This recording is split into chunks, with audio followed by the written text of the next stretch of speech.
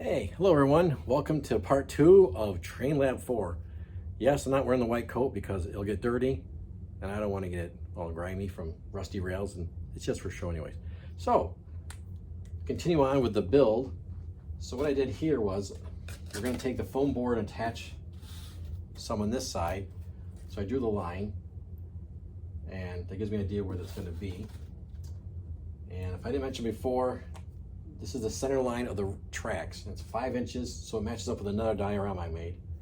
So what we're gonna do is find the center line to these rail pieces real quick. So just take the ruler. These are about 6 inches wide. So we'll just mark the center so I know where to place it on this line. So, oops.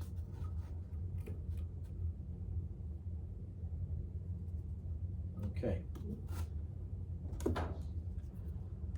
So then, I've got a mark on both sides. We're going to line it right here. And then we'll take this piece,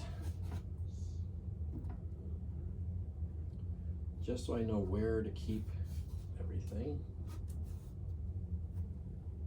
And then lastly, this piece, let's see, we'll have this side out.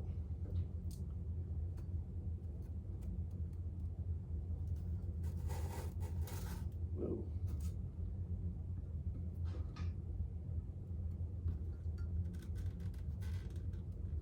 All right, now I'm gonna have to build a little piece right here for the gap.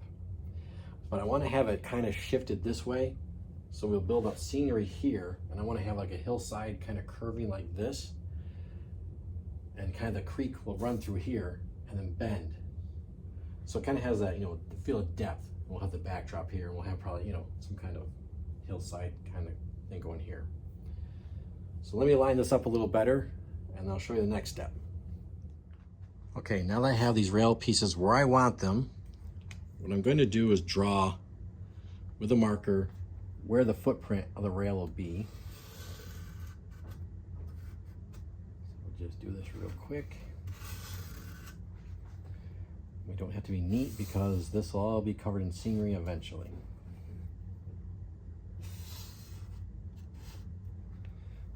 Let me see if I can get around without kicking the tripod.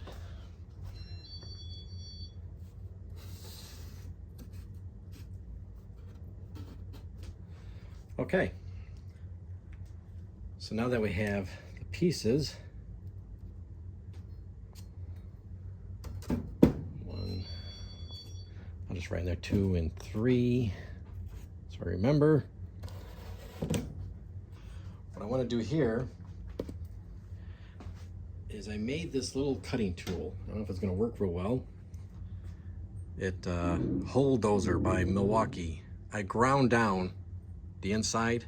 You can see how thick it used to be, and I ground the outside, try to make it sharper. So I want to drill holes to put these dowels in. So it'll be 3 for the big rail, because that's a big, nice, thick one. We'll put 2 in the end because these will be attached to the foam, and we'll see if that tool actually works. I'm not betting it will, but like I said, it doesn't need to be pretty. You just need to get a hole put through.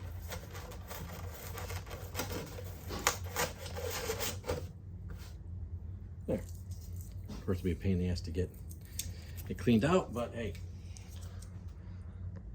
So that worked out pretty well.